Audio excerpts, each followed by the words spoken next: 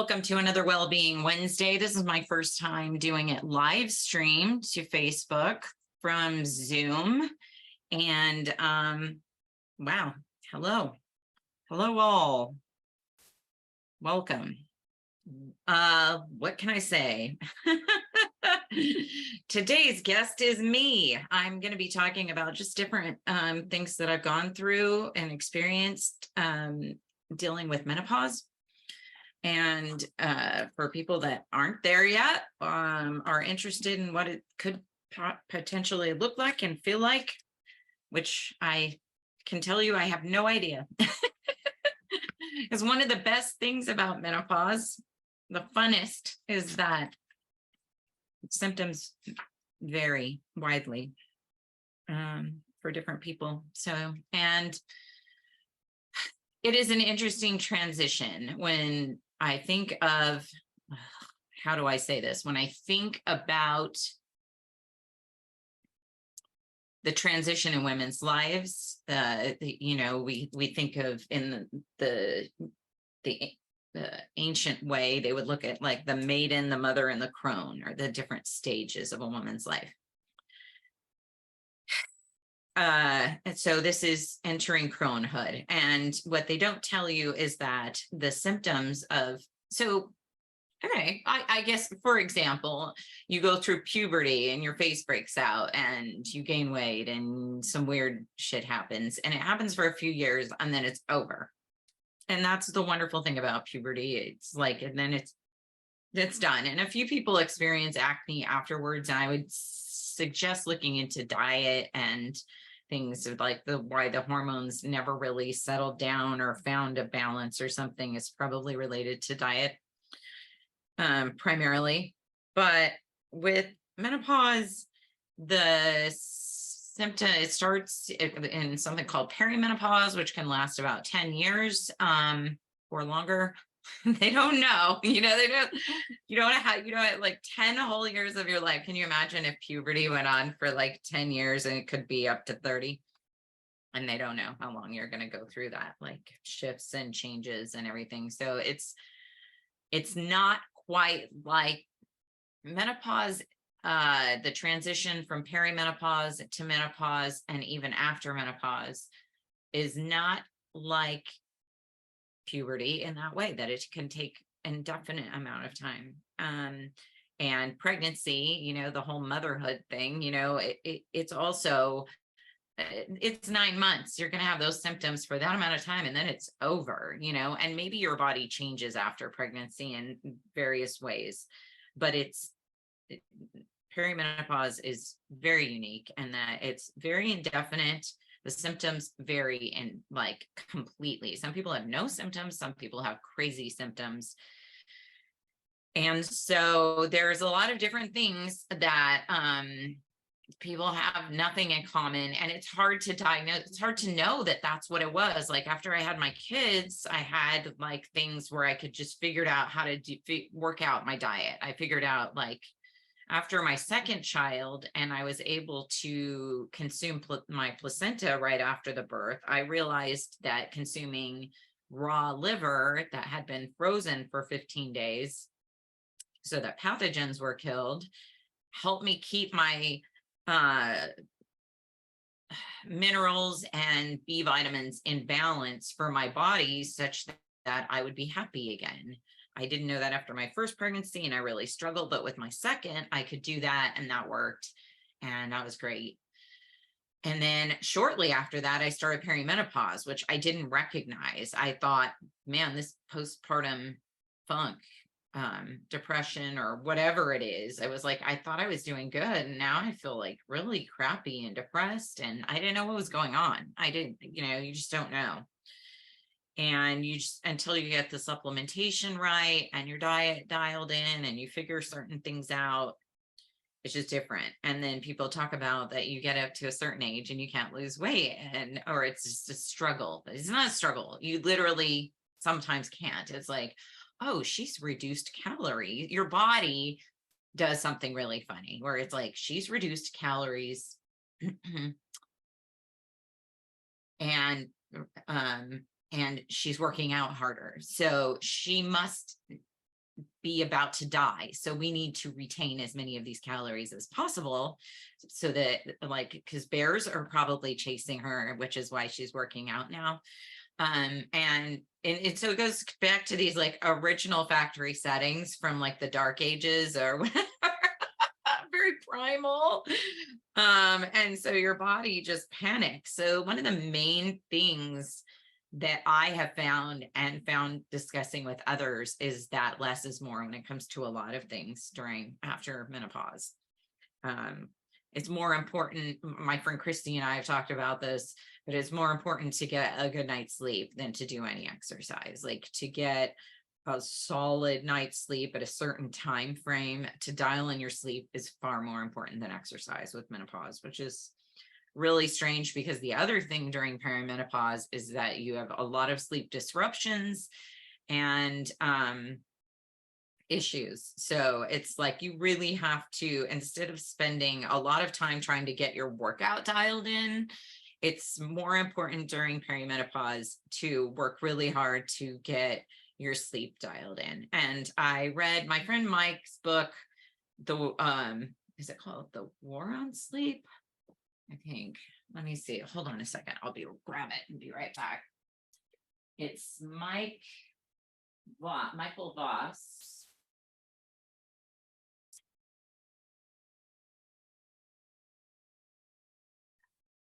Now I can't find it. It's like right here somewhere. Okay, I can't find it. But Mike Voss wrote The War on Sleep. Mike's one of my friends, so I listen to him a lot too. So it's not just blah, blah. It's also, whatever. Is it up here? No, it's not. Anyway, he gives some really good suggestions for ordinary people, but during menopause, one of the number one things that wakes you up when you're dealing with sleep disruptions that are hormonal is that you're sweating and you're having hot flashes in your sleep that you can't even control or do anything about or you don't know about. So getting your supplements right so that you're not sweating in your sleep is like one of the number one things for balance. I started using a supplement called Menopause. Recently, I was using a product that I got through doTERRA, which is excellent. And I noticed a change right away in my moods. Like I would be going through my day, and then all of a sudden, if I hadn't taken that supplement, I would feel like this. I call it the low sinkies. It's that depression feeling like you're on a roller coaster and the bottom fell out from under you. No, it might not be unless Kevin says, I'm just going to say hi, Kevin Patton. He said, I wanted to say hello, but then I heard menopause. So maybe this isn't the right stream for me, which is funny. You may be involved with someone going through this at some point in your life. And so this might be helpful resource information, or you might want to share this with somebody that, that might be about to go through this changes. But anyway, I got on this supplement called Menopause. After the doTERRA product, I noticed I needed it. Like, here's one of the things: you don't realize that your life is gradually becoming more out of your control. And all of a sudden, one day you're working out and you're gaining weight from working out. Like you start doing cardio and you put on 20 pounds, or it makes it even harder to get rid of. And it's like you're scratching your head going, this doesn't make any sense at all. I'm restricting calories, I'm exercising more, and I'm gaining weight. Why is this happening? Menopause is a really weird time when your body goes, like I said before, like, oh my God, like she's needs to hang on to her fat because she's in a life-threatening situation and thinks you're starving because you just reduced calories a little bit or whatever. So, and there's no like really gentle way to tell your body, like you just dropping it down just a few. And I'm sure there's probably fitness people out there going mad because I'm saying that and whatever, but probably most of them are men. So they don't really fucking know what it's like. They think they do until they get there. And what works for one woman doesn't work for another. which is really frustrating too. So you might have had a success story with some woman that metabolizes things differently, and then, you're not dealing with me. So long story, sleep is probably the most important thing, and not eating before bed and sleeping. So those are like the two most important things to like. And then the sleep is a science, because again, it's dialing into getting your hormonal balance. It's changing. Your hormones are changing. It's almost like you're turning into another person, like you're transforming into a lizard. No, there is a definite complete transformation, mutation happening, where your old self is no longer your new one. What worked before will never work again. And that's very hard. That's probably the biggest struggle, is that people struggle against that. They're trying to like swim upstream instead of go with the current. And the new current in some ways is a blessing, because it's like telling you less is more in a lot of ways. Like this part of your life, you want to do less. You don't want to push it too hard. I talked to Cassandra last week, and I don't know how many of you saw it, but Cassandra is dealing with major health things that shifted in ways that she has to definitely reel it back now in her life, where she used to like push forward, and she was really prided herself. And this is me too. I prided myself on my accomplishments and how much I got done, and that was where I derived fulfillment. So going through this experience where I can't do that anymore has been extremely difficult for me to like, who am I now? Like, what is my identity based on? Where do I get my self-esteem? Because getting things done is not where I'm going to get it. Now it's different. Like, I have to get different things done. I have to make different to-do lists on the day-to-day basis and check those off and feel good about those things. So what do those look like? It looks like getting up and just getting out of bed, basically, and getting my day started at a good time in the morning. I'm in Extremist Being Awesome. I don't know if you guys saw my very first episode of Wellbeing Wednesday, but we cover that. And for the month of July, I'm actually in charge of Extremist Being Awesome this month, while Star is working on some home projects. So if you want to sign up, go to her Substack, or I'll put a link below this in my Substack so that you can find the information. But what I want to say is that that's one of the first things. And then I get up, and this is what I got from my functional medicine doctor, which has been really helpful. I start every day with a tall glass of black charcoal water. Oh, yum, that refreshing black glass of water. But it's just starting off with like detox. So one of the main things that you're doing in this cycle of life is making sure that you address that you're letting go of things. So and a lot of letting go is, it's not just metaphorical, it's physical. So I start with charcoal, and then I move to vitamin C, which also kind of helps flush out the body. I mean, while giving you vitamin C, but it also helps like flush the bowels. So I take vitamin C in ascorbic, sodium ascorbate. Yeah, it's not ascorbic acid, sodium ascorbate.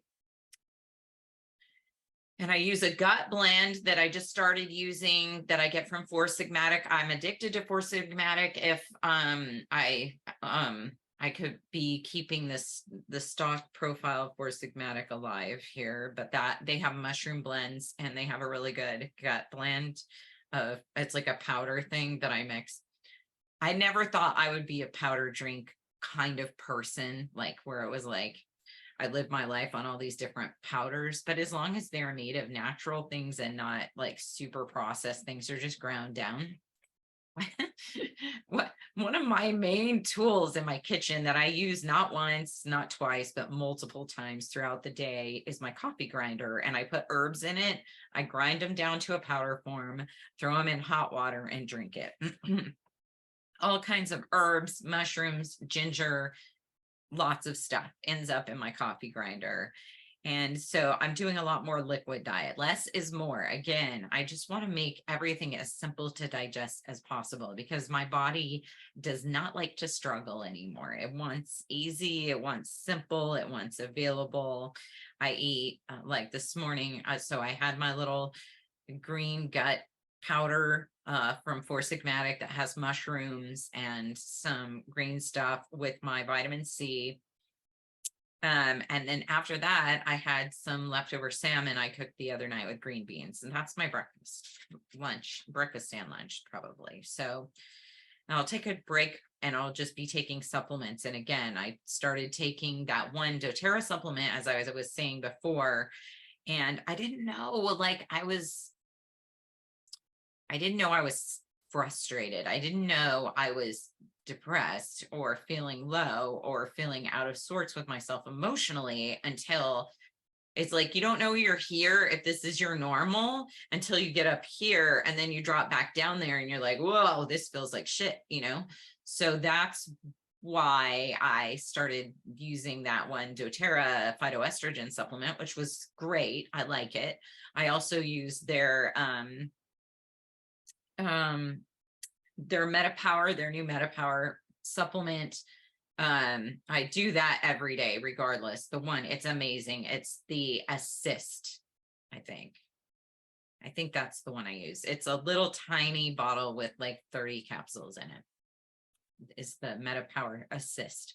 I do not use the packets of collagen that they sell. I think it's fucking gross. It tastes like vomit to me. So, and I can get better collagen, I think, through Thrive Market for like 20 bucks or so. So that's just a better thing for me. That's just been my experience. So the MetaPower Assist plus the phytoestrogen supplement through doTERRA is what I was using for a while. And then I went into Natural Grocers because I was out of my phytoestrogen supplement and I didn't have an order coming for a while and they were just delay. I've been having some issues with doTERRA shipping. So anyway, got to Natural Grocers and the lady in the place said, I used to take that doTERRA supplement and now I take Menopause and it's far better and try it. And if you don't like it, I think the store will allow you to return it or whatever. So I tried it. It is amazing, major game changer. And it is better than the phytoestrogen supplement from doTERRA. I'm sure the doTERRA one works in a pinch. And if you don't want to shop through Amazon or Natural Grocers and you prefer to get your stuff through doTERRA, go for their phytoestrogen. It's close, but it's not as good as my Menopause is, in my experience, has worked out far better for me. But why? Also because it cuts down on all the bullshit, the night sweats and the this and that and the other.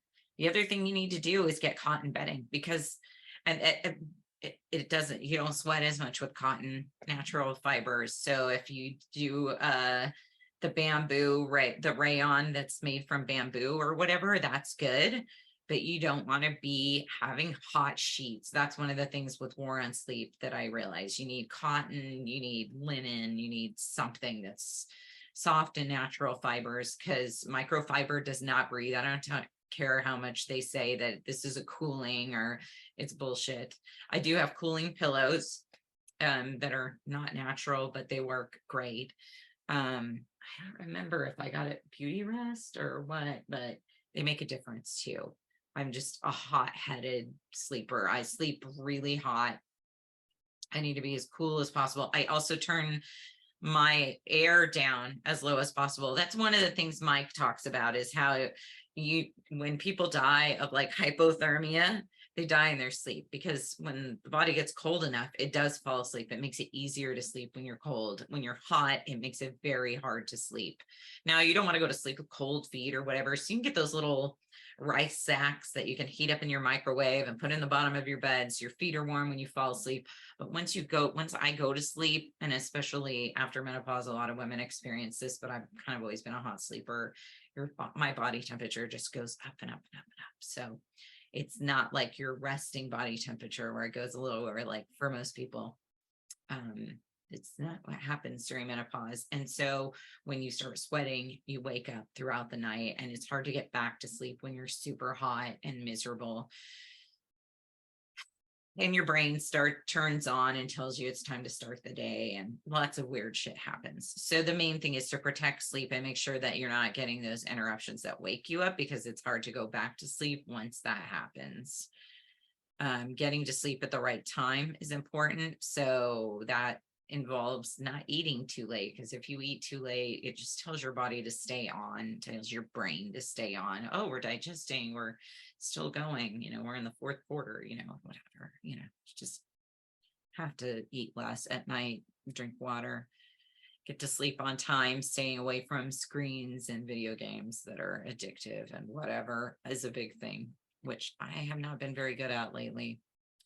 What else do I want to say? There's a lot of things. There's a lot of things that become no longer optional. I was talking to a friend today about how drinking alcohol is no longer an option after menopause for her. For me, I can still have a glass here and there. I never was a big drinker, and I was never able to drink a lot of alcohol, so that's not whatever. But now sugar and there's other foods that are offensive foods to your body that you can get away with when you're younger, but after menopause, you will no longer get away with eating them. It's like one of those things where it's just not worth it for the migraines, for the other issues that come up.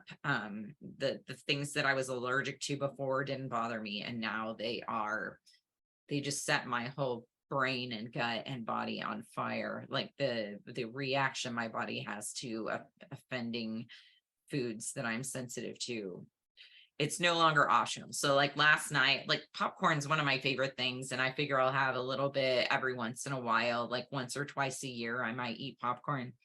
But the last time I had corn, it was like an accident and I felt so miserable. I was just like, and last night we had movie night with the kids, and I have sprouted organic popcorn, and I decided to make that for them, for my no GMO sprouted organic popcorn for my kids and for my family, for family movie night. And I thought I'd have a little. And then once I made it, I went, you know what? I don't want to do this to myself, even for a special occasion, a family movie night on 4th of July. I'm just not I don't feel like it's worth it. So I decided not to. I had like some little potato chips that I went after instead, to have a little treat for the holiday, and avoided the corn, because corn for me is something that I'm highly allergic to, and worse now than ever. So that's something I have to watch out for. So it's no longer optional for me to do corn, for me to have sugar, or even like it. I can have a little once in a while, but again, it's one of those things where you can overdo it and not know you're overdoing it. I have to have my broth every single day to start. So after my dark glass of charcoal and then my vitamin C with my gut stuff, I have broth, and I usually get there's a faux broth that I pick up and a beef broth. It's all pre-made. So I just like as little work as possible on that, just to make it easy on myself. Not punishing myself anymore, trying to do everything from scratch really hard, and no, making it easy. I'm more reclusive than I've ever been. So this is another change that's really interesting. I, as a very spiritual person coming up, I was looking into ministry. I love the topic of spirituality. Most of the books on my shelves, most of the books you see behind me, it's all spiritual stuff. I used to love going to church, and like churches where they do meditation, and like different Buddhist places to meditate, and different groups to do meditation with. Now I have no fucking desire to meditate when other people are around. Not for 5 minutes, not for, especially not for 5 minutes. I don't want to do a 10-minute meditation with a group. And I have some friends that I was doing that with for the last year and meeting up with, and I would love to meet up with them, but I feel like spirituality on display for me right now, I don't know what it is, but I have such a strong aversion to it. It's like, I don't want to meditate with a bunch of people around and try to conjure up some kind of whatever in a 5 or 10 minute guided meditation with somebody else guiding it, where I don't know where it's going and I'm thinking about it and my brain's getting, I have my own process that I do by myself that I enjoy. And I feel like journaling now is like an everyday thing. I read this really fun book, and I don't have that here either, probably. No, of course not. One of the books that I really love that I read last year was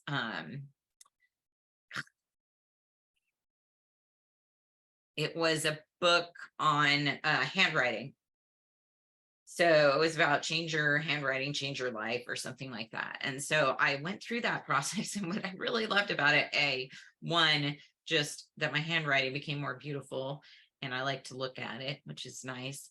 And the other is that I found myself journaling more. So it prompted me to like really be better about journaling every day. And that's another one of those things where it's just like,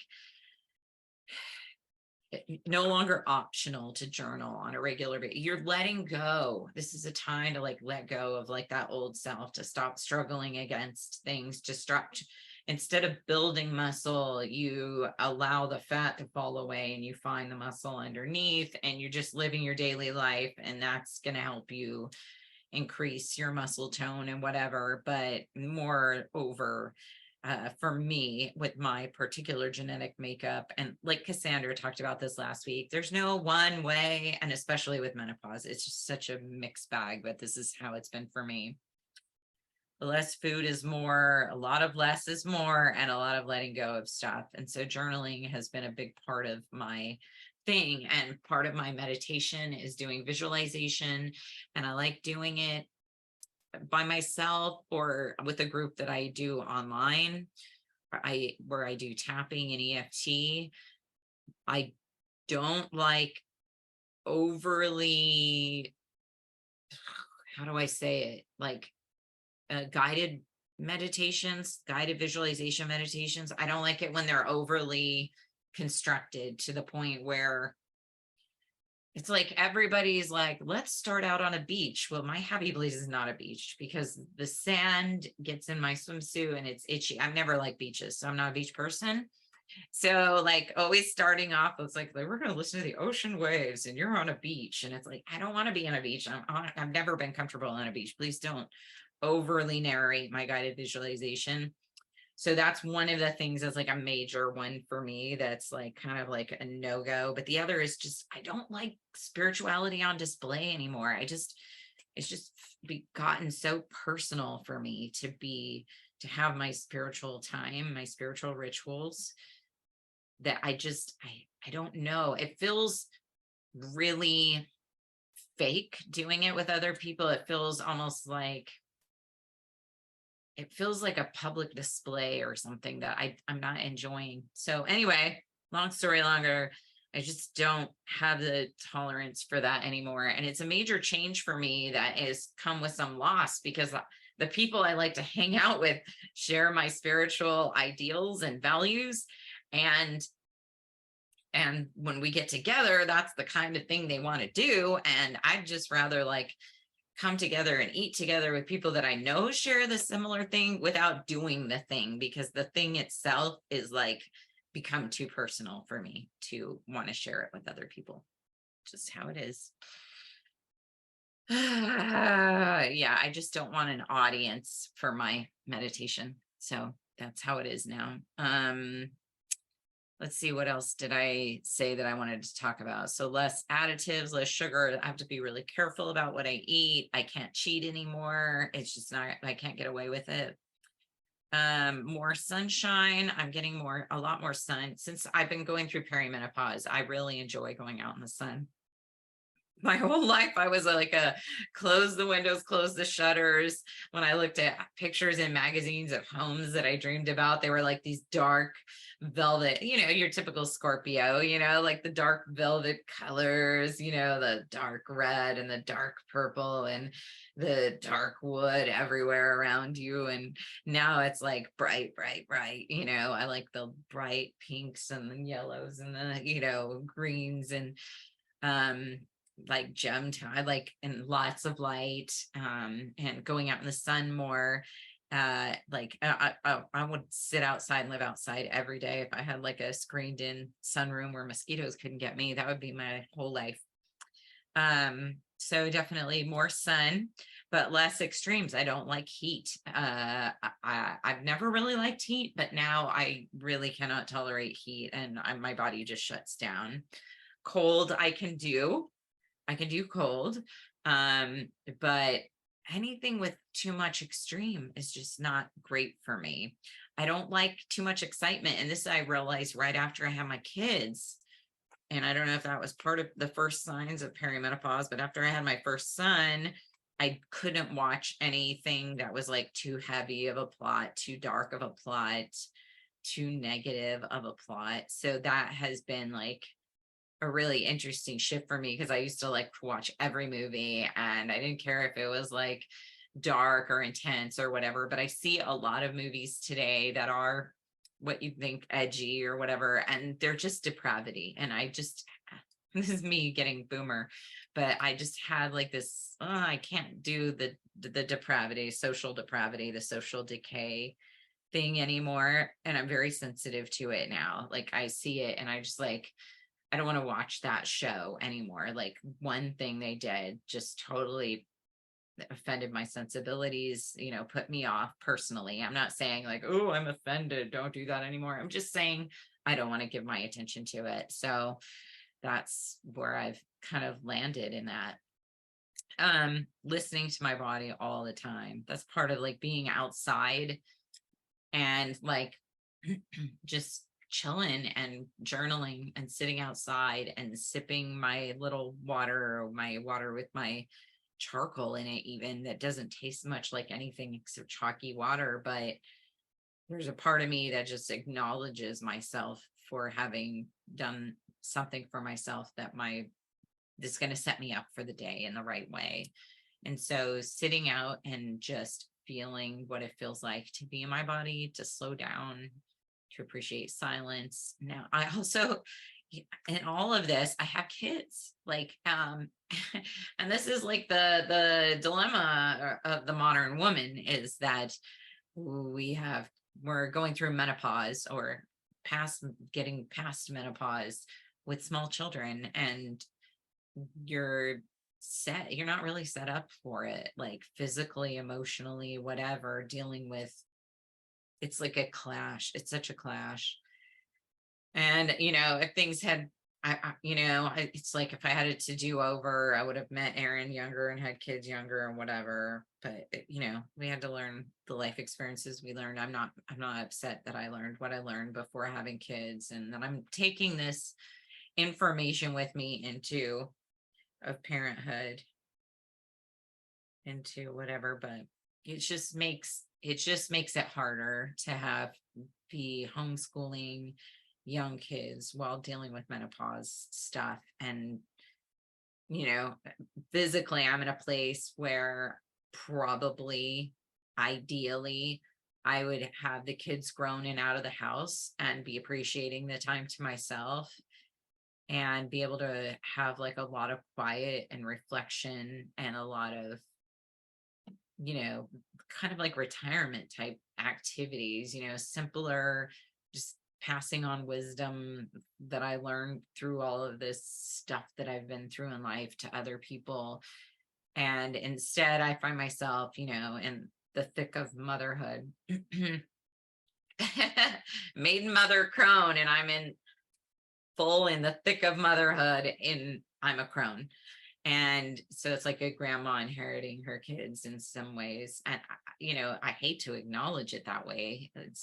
But that's what it is, uh, I should be in a different phase of life. That makes me a little sad, like to think about it. It's like, I don't want to get like all teary eyed thinking about it because of what it is, but it is what it is. And maybe I'm just saying it out loud for the first time and acknowledging it, or verbalizing it in that way. but but life is calling me to appreciate life. My body, my life is calling me to appreciate everything. And so in that way, it's probably a benefit to my kids that I can appreciate them in their different phases, and with a little more intrigue than I might have if I was younger, and with a little more patience than I might have had with them. Sometimes some before the hormones get balanced, the patience is very thin. I will say that too. And because you're older, you're like, I'm just feel like I'm putting up with a lot less shit now, like there's all these different variables going into this older woman mother thing that has come about. But and then I drink hot chocolates every day. Like I put cacao, which has a lot of magnesium in it, and I mix it with a lot of different things, with minerals, with ashwagandha, which is calming to the nervous system, with ginger, which is calming to the digestive system, with my friend's teas, from one of my episodes, Jen Creelo is talking about like her Three Fates Magic herbal blends. I use those, her Dandy Chocolate Coconut blend, which I again throw in my coffee grinder and get the whole thing. But then I do the 4 sigmatic mushrooms, the lion's mane, all these different ones, all these different mushroom blends that I drink throughout the day. And it makes a difference. It's just kind of like brings me back to center to be sipping a cup of something.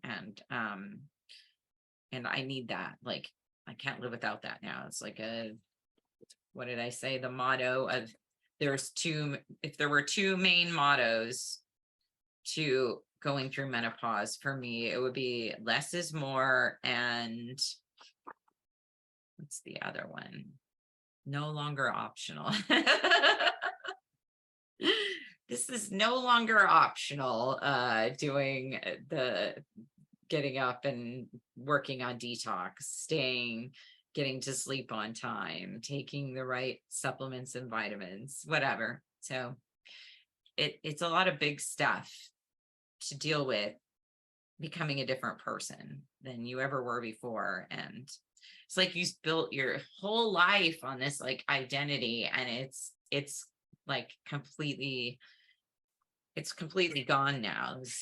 It's a whole new thing upon which identity is built and recognized, felt, and to feel a sense of belonging in your own body it's a major shift in paradigm. I'm still going through it.